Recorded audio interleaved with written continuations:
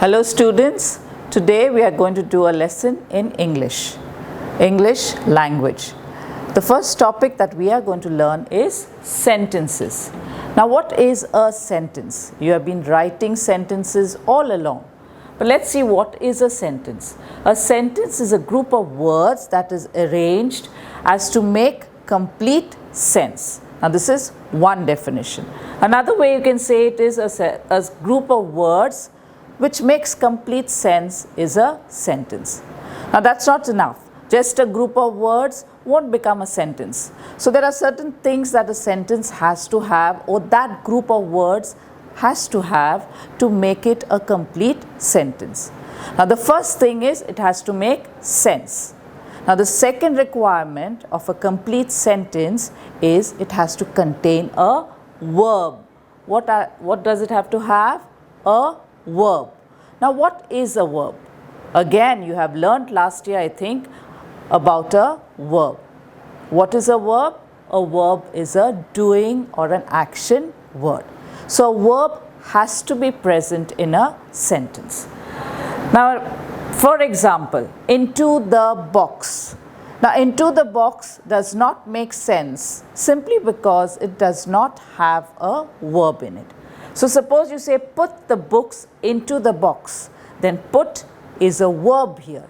So this becomes a complete sentence. Now there are, as I told you, there are certain things that a sentence has to have to make it a complete sentence. So a sentence always begins with a capital letter and ends with a full stop or a question mark or an exclamation mark. So always remember, a sentence has to begin with a capital letter, end with a full stop or a question mark or an exclamation mark. Now what are all these things called? Capital letters, full stop, question mark, exclamation mark are all called punctuations. What are they called? Punctuations. Now about punctuations we will do in the later topic. Okay, now let's do this exercise so that we understand a sentence better. Bones to likes my dog chew. So how will you do it? My dog likes to chew bones. Now what do we do here? Begin with a capital letter and end with a full stop. Very important. Now which is the verb here? The verb is likes. Let's go to the next sentence. A mammal whale is. So what will you say? Yes, a whale is a mammal. So you begin with a capital letter, you end with a full stop, and which is the verb here? Is. Let's go to the next one. Met we at Thara 7 p.m. We met Thara at 7 p.m. Begin with a capital letter, end with a full stop, and which is the verb here? Met. Next one. Us let tomorrow meet. So what is the correct sentence? Let us meet tomorrow. Again, begin with a capital letter, end with a full stop, and which is the verb here? Meet. Yes. Let's go to the next jumble sentence. Are old you how? Now this is slightly different because here we begin with a capital letter and we end with a, what do we end with? A question mark. And which is the verb here? Are. And the last one, school go to you which do. Which school do you go to? Again, it's a question. So a question is also a sentence, as we know. So it begins with a capital letter again, ends with a question mark, and which is the verb here? Do. So these are examples of sentences with a full stop and a question mark. Then here we have some sentences which have an exclamation mark. Well done. Wow. Another one you can say is, what a fun day. What are these? Exclamation marks. What are they? You begin with a capital letter, you end here with an exclamation mark. What are these? Exclamation marks. Now normally sentences with an exclamation mark or which end with an exclamation mark are normally very short sentences. They are not very long, but most of the time, most often they are short sentences. So are we clear about this? A sentence always begins with a capital letter, it ends with a full stop, it has to have a verb, and it has to make sense. So three things: begin with a capital letter, end with a full stop, a question mark or an exclamation mark. It has to have a verb and it has to make sense. Now students, we are going to do a little more about capital letters and when to use them. Now the first thing, a capital letter is also used to write. Now we already know that a capital letter is used at the beginning of a sentence. Now let us see the other places that we have to use it. So a capital letter is also used to write the first name of a person and family name. Example, Harry Potter. So you begin with a capital letter, the first name and the family name. Next, for the pronoun I is a pronoun. Again, you will learn about pronouns later. A pronoun is a word that is used instead of a noun. Let us see the sentence. May I borrow your book? So I here is written in a capital letter. Always remember the letter I, the pronoun I in a sentence is always written in a capital letter. For the first letter of names of days of the week, which are the days of the week? Monday, Tuesday, Wednesday, Thursday, Friday, Saturday. You got to begin Monday with a capital letter. M is capital. Then you also have to use a capital letter for months of the year. For months of the year. What are the months of the year? January, February, March, April, May, June, July, August, September, October, November, December. So you have to start with a capital letter. Like suppose you write June. You begin with a capital letter. Also, for special times like Easter, Diwali, Eid, Christmas, you begin with a capital letter. You begin with a capital letter. Next, for the first letter of towns, cities, countries, streets, schools, etc. Now this name of your school, Manavikas, you write with a capital letter. The name of the town where your school is in, you write Margaon. Begin with a capital letter. Which country do you live in? India. Begin with a capital letter. Now also sometimes we begin with a capital letter in each line of a poetry. If you have seen your poem, I've taught you the poem On the Bridge. If you look at it, you will see that the lines in the poem, in the verse, each line begins with a capital letter. And the last thing is, for the first letter of the main words in the titles of books. Now you read a lot of story books, Geronimo and Enid Blyton and all those books you read. Now if you read the name of the title, the name of the story, it's always written in a capital. It begins with a capital letter. Poems begin with a capital letter. Songs begin with a capital letter. And of course your television programs, all your Cartoon Network and all that, the programs that you watch all begin with a capital letter. So just let's see again for what we use capital letter. We already know we use a capital letter for the beginning of a sentence. Then we use it to write your name, that is your first name and your family name. We use it to write the pronoun I.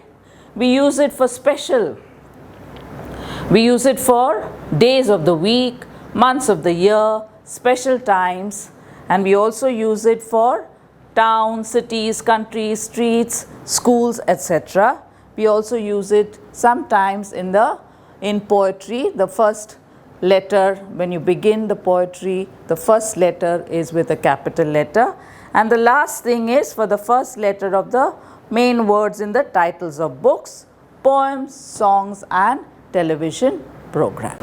We have learnt what is a sentence. Now we are going to learn the parts of a sentence. Now a sentence can take different forms. A simple sentence has two parts. A simple sentence has two parts, a subject and a predicate. Now let us see what is a subject and what is a predicate. The part which names a person or thing is called the subject. So a part of the sentence which names the person or the thing is called the subject. And the part which tells us something about the person or thing is called the predicate. What is it?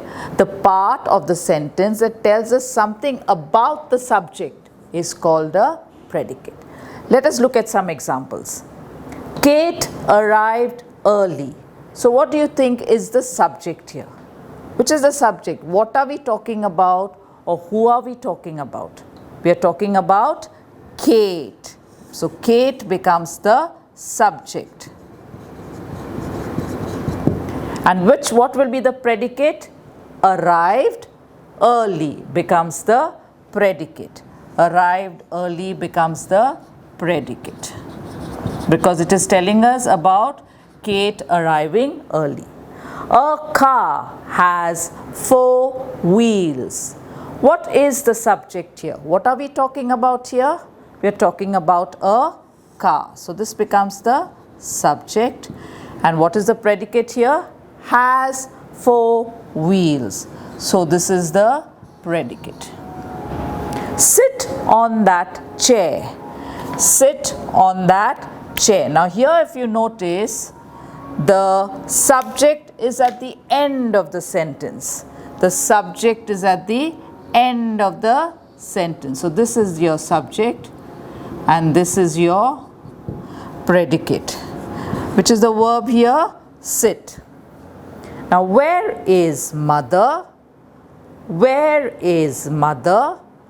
What is the subject here? Again, this subject comes at the end here. This is the subject and this is your predicate,